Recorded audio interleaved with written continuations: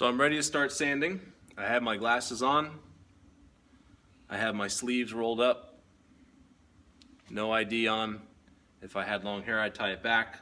Same drill as all of our other tools. Nothing loose around the wrists, nothing loose around your arms. I took my watch off. Anything that could potentially hang out over you is no good. So anything like that we're either going to remove, or what I do is I roll my sleeves up. If I had a ID on, I would take it off. If I had a tie on, I would tuck it into my shirt or take it off. We just want to make sure that there's nothing in front of us that could get caught. So what I'm going to do is I'm going to turn the machine on and I'm going to execute some of the sanding. And what I'm going to try to do is I've already planned out my hand movements. I'm just going to move back and forth like this until I'm happy with it. And then I'm going to turn the piece around and do the other side. And then I'm going to flip it on its side to do that top curve. Okay, we really only want to use this for inside curves, and I have a couple inside curves here along the top and then along the sides. We generally don't want to use this for any flat curves because you're really not going to get a nice flat surface out of it. So I'm going to turn the machine on, do a little bit of sanding, and then we'll see the result.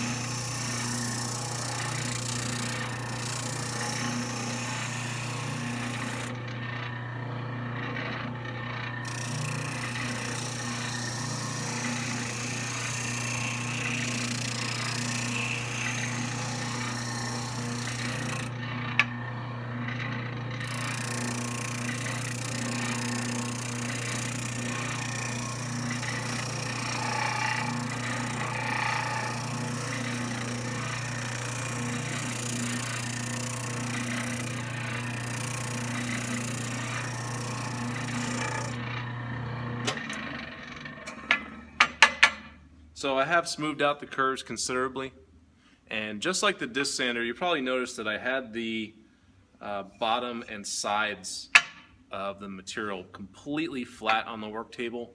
That's the ideal situation. If I wanted to do the inside curve of this edge here, I could do that by lifting the material up off the work table but still maintaining at least an edge, or worst case scenario is you just have a single point.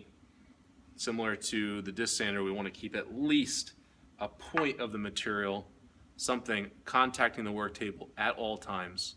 We don't want to lift it up off the work table and freehand it like this. So I'm going to do the inside curves, or these edges right here, and show you the technique that we use to keep just an edge on the work table.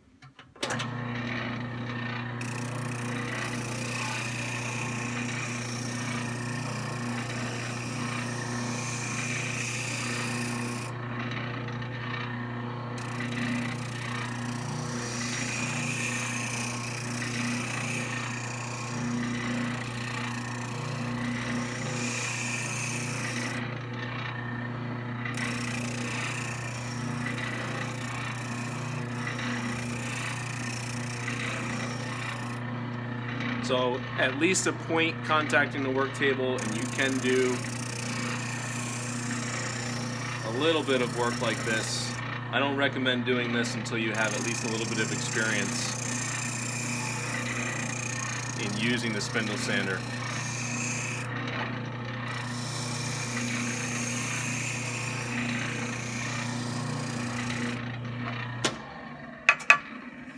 So it needs to get cleaned up a little bit, but what we've done is we've put a nice curve around there, and it would just require a little bit more work to get it completely smooth. So it's going to remove a lot of material quickly. It's going to be relatively smooth like the disc sander. It probably will require a little bit of cleanup afterwards. So that is using the spindle sander.